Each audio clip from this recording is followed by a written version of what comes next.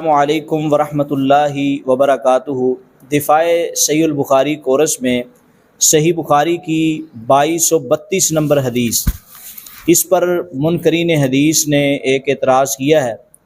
منکرین حدیث کہتے ہیں کہ 2232 کے اوپر امام بخاری رحمۃ اللہ علیہ نے جو باب قائم کیا ہے، باب کی حدیث کے ساتھ مطابقت نہیں ہے، تو لہذا امام بخاری رحمۃ اللہ علیہ کی جو تبویب ہے یہ فضول ہے۔ اصل میں وہ اعتراض اس لیے کرنا چاہتے ہیں امام بخاری کی فقاہت پر، کیونکہ امت کا اس بات پہ اجماع ہے، اصح الکتب بعد کتاب اللہ تعالی، اللہ کی کتاب قرآن مجید کے بعد صحیح ترین کتاب، امت کا اس مسئلہ میں اجماع ہے کہ وہ صحیح بخاری ہے، اور اس بات میں بھی علماء متفق ہیں کہ سب سے بریک بین حدیث سے مسئلہ نکالنے میں بھی امام بخاری ہیں۔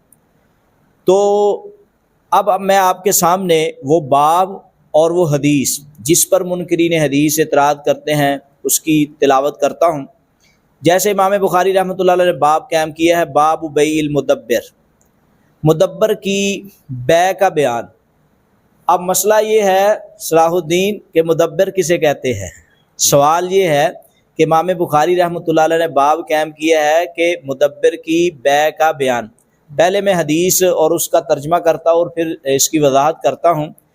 قال حدثنا زہیر بن حرب قال حدثنا یعقوب قال حدثنا ابی عن صالح قال حدیث ابن شہاب ان عبید اللہ۔ تو اس حدیث میں حضرت زید بن خالد اور ابو ہریرہ دو راوی ہیں، یہ دونوں بیان کرتے ہیں کہ انہوں نے سنا رسول اللہ صلی اللہ علیہ وسلم سے کہ یسألو عن الامتی تزنی، کہ انہوں نے سوال کیا لونڈی کے بارے میں، ایسی لونڈی کہ جو کہ زنا کرتی ہے، یعنی کہ زانیہ لونڈی کے بارے میں سوال کیا گیا نبی صلی اللہ علیہ وسلم سے، ولم تحسن، اور وہ شادی شدہ بھی نہیں ہے۔ تو قال فرمایا اجلدوہا، کیا کرو اس کو کوڑے مارو۔ ایک آپ کے پاس لونڈی ہے اور وہ زنا کرتی ہے اور وہ شادی شدہ بھی نہیں ہے، تو آپ اس کو کوڑے ماریں۔ تو سما، پھر ان زنت، اگر پھر وہ زنا کرے، فجلدوہا، پھر اس کو کوڑے مارو۔ سما بیعوہا، فرمایا کہ اس کو بیچ دو، بعد الثالثہ او الرابعہ، تیسری یا چوتھی مرتبہ، یعنی کہ پہلی مرتبہ زنا کیا ہے تو اس کو کوڑے لگاؤ، دوسری مرتبہ بھی کوڑے لگاؤ، تیسری مرتبہ بھی اس نے زنا کیا ہے تو اس کے بعد اس کو بیچ ڈالو، چوتھی مرتبہ بھی، تیسری یا چوتھی مرتبہ کے بعد ایسی لونڈی کو کیا کرنا ہے کہ جو آپ کی مانی نہیں رہی، وہ زنا کرتی ہے۔ تو اب اعتراض دیکھو، وہ کہتے ہیں کہ حدیث میں تو اس مسئلے کے بارے میں بیان ہے کہ زانیہ لونڈی کی بے کا حکم ہے، جو زانیہ لونڈی ہے۔ اللہ کرے اللہ تعالی ہمیں یہ انڈیا فتح کرنے کی توفیق عطا فرمائے اور لونڈیاں آئیں، صلاح الدین کے حق میں 10 لونڈیاں آئیں۔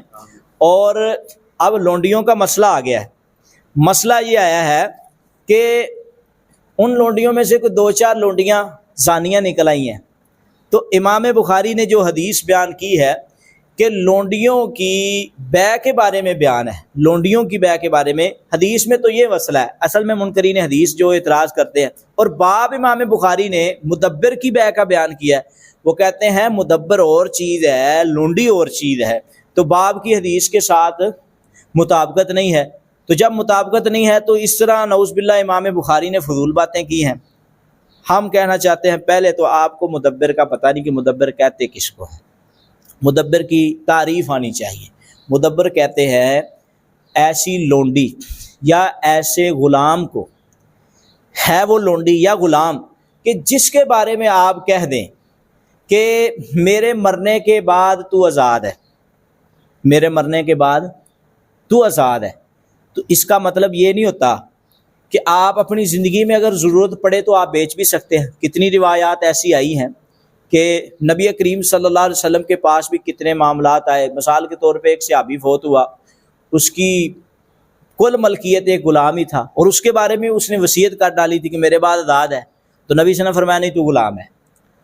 تو مدبر کو بیچا جا سکتا ہے، زندگی میں آپ تصرف کر سکتے ہیں، کوئی مسئلہ نہیں ہے۔ تو اب مسئلہ یہ ہے غلام ہو یا لونڈی ہو جس کے بارے میں اس کا مالک وصیت کر چکا میرے مرنے کے بعد آزاد، تو اس کی بیع جو ہے جائز ہے، اس کی بیع جائز ہے۔ تو حدیث میں کس کی بیع کے بارے میں آیا؟ لونڈی کی بیع کے بارے میں آیا جو زنا کرے۔ اب ہم منکرین حدیث سے کہتے ہیں کہ ایک بندہ ہے، اس کے پاس لونڈیاں ہیں، تو دو لونڈیاں ایسی ہیں کہ اس کو وہ مدبر کر چکا ہے، ان کے بارے میں وصیت کر چکا ہے کہ میرے مرنے کے بعد آزاد ہو، لیکن اگر وہ زانیہ نکل آئے تو اگر وہ زانیہ نکل آئے تو پھر کیا اس کو بیچ نہیں سکتے؟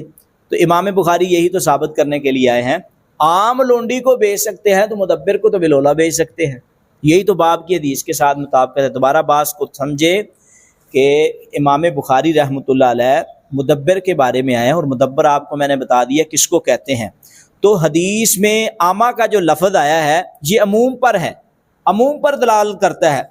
تو اب عامہ کا لفظ عام ہے تو جو مدبر کو بھی شامل ہے اور غیر مدبر کو بھی شامل ہے، یعنی کہ کوئی بھی لونڈی چاہے وہ مدبر ہو چاہے وہ غیر مدبر ہو، اگر وہ زنا کرتی ہے تو آپ اس کو بیچ سکتے ہیں۔ تو امام بخاری رحمۃ اللہ علیہ کی بات بالاولیٰ ثابت ہو گئی کہ جیسے لونڈی کو بیچنا زائد ہے، عام لونڈی کو بیچا جا سکتا ہے، تو مدبر کو بھی بیچا جا سکتا ہے۔ تو باب کی حدیث کے ساتھ مطابقت بالکل واضح ہوئی۔ یا تو مدبر میں لونڈی شامل نہ ہو، مدبر میں بھی ایسی لونڈی یا ایسا غلام شامل ہے کہ جس کے بارے میں اس کا مالک وصیت کر چکا ہے کہ میرے مرنے کے بعد آزاد ہے، لیکن زندگی میں اس کو اختیار ہے کہ اس کو بیچ بھی سکتا ہے۔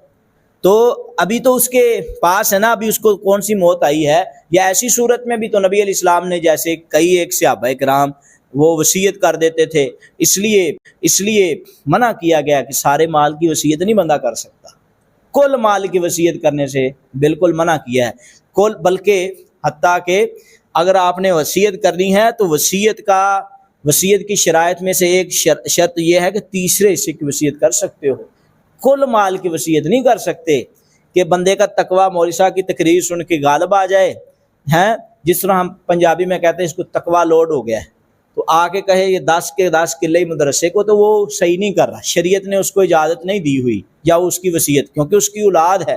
ایک نے ایسے کیا تھا، ایک بندے نے نبی علیہ السلام کے دور میں کیا تھا، تو آقا علیہ السلام نے اس سے کیا کہا تھا؟ آقا علیہ السلام نے فرمایا ہے بہتر اس سے یہ ہے کہ اپنی اولاد کو یا اپنے ماں بعد لوگوں کو فقیر چھوڑ کے جائے، اس سے بہتر ہے کہ ان کو غنی چھوڑ کے جائے، ساری وصیت نہیں کر سکتا۔